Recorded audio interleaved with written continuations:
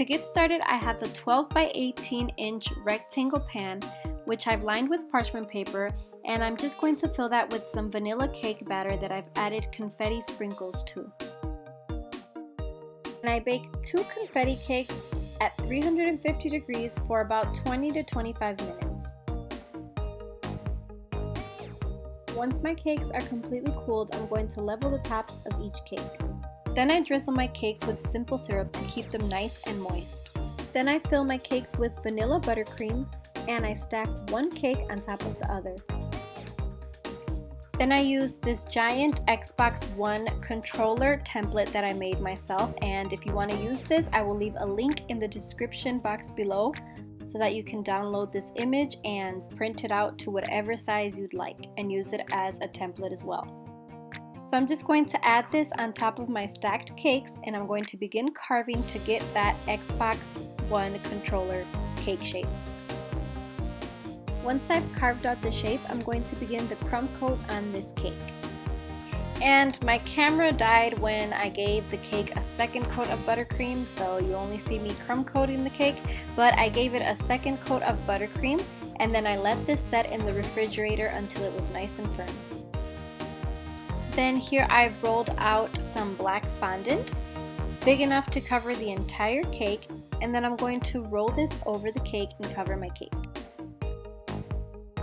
And I'm using my hands and a fondant smoother to smooth the fondant around the cake.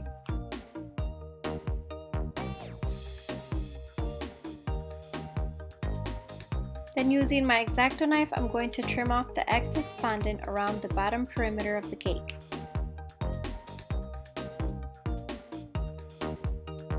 Now I'm going to use my X-Acto knife and a pair of scissors to cut off each button from the template. So then, using a little fondant tool, I'm using the end of one of my food safe paintbrushes. I'm just going to indent and mark where each button goes so that when I take the template out, I know where each button goes. Then I'm going to use a jumbo straw, and this is going to be the little Joy-Con stick that's going to hold the Joy-Con button on top. So what I'm going to do is just place this into the cake, and then I want to see about how tall I want it to be. I'm going to cut off the other end, and then I'm going to make 2 of these because there's 2 thumb Joy-Con sticks. And then I'm going to cover these in black fondant so that they match perfectly with the rest of the cake.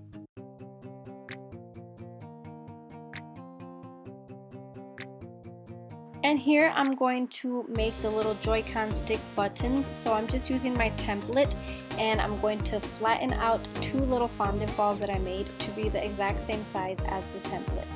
And I'm just using the end of one of my mini rolling pins to indent that a little bit. If you look at the little Joy-Con stick button, or whatever you want to call it, thumbstick button, you can see that it has like this little rough texture. So all I'm doing is using the end of one of my small star tips, and I'm just poking at it, and it's giving it that same texture that the button on the controller has. And then I'm going to place these right on top of the little sticks, pressing slightly so that the fondant sticks with the straw.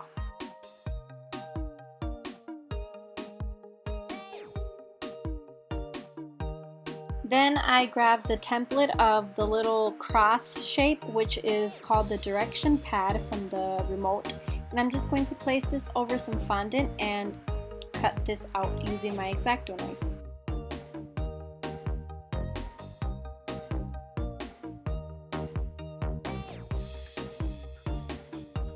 And I place this right where we traced on the template. And once again, using the help of my template, I add the view and menu buttons, which are the 2 little buttons in the upper middle part of the controller. And now I'm going to make the Xbox button, which is right in the middle of the controller. So I'm just using my template. I'm grabbing some black fondant and flattening it out to be the exact same size as the template. And then I'm going to grab some white fondant and create 2 strips to make that X. And so what I did was, instead of just placing it right on top of the cake, I actually carved out some of the fondant and some of the cake, and I'm just going to press the button inside so that it looks more like it's inside of the controller as opposed to sticking out like the other buttons. And now I'm going to carve out the indentations where the X, Y, B, and A buttons are so that we can place these inside as well. Now I know that this is an Xbox One remote, but I wanted to make the buttons look colorful like the Xbox 360 remotes. So what I did is I made some red, yellow, green, and blue fondant, which is the colors of the buttons, and I'm going to make the buttons colorful. So once again, using my template, I just make the buttons the size of the template buttons, and I'm going to place these inside the indentations that we just carved.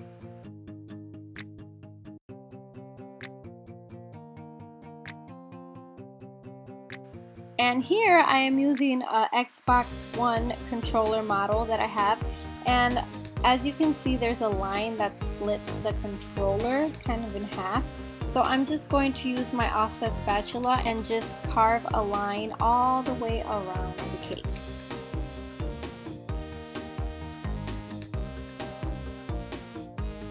And now I'm going to use a little sharp tool and just poke a hole through the bottom of the controller for the headphone port. And right next to that, I'm going to carve a little rectangle for the expansion port.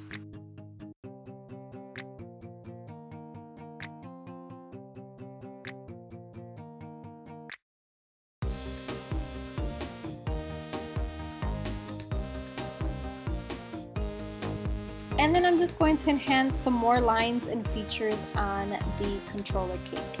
And then I just make these thick rectangle fondant tubes for the left and right bumper buttons at the very top of the controller.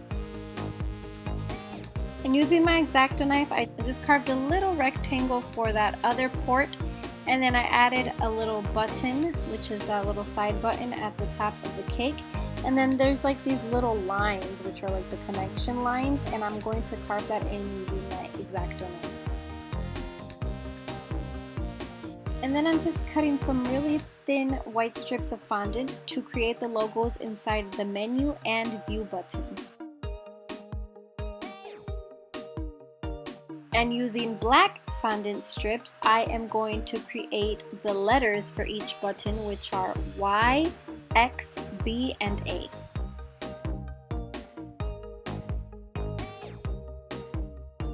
And this amazing Xbox One controller cake is complete. Thank you guys so much for watching. I hope that you guys enjoyed this tutorial. If you did, give it a big thumbs up, share, and don't forget to subscribe. Also, leave comments down below as to what you would like to see me cake next.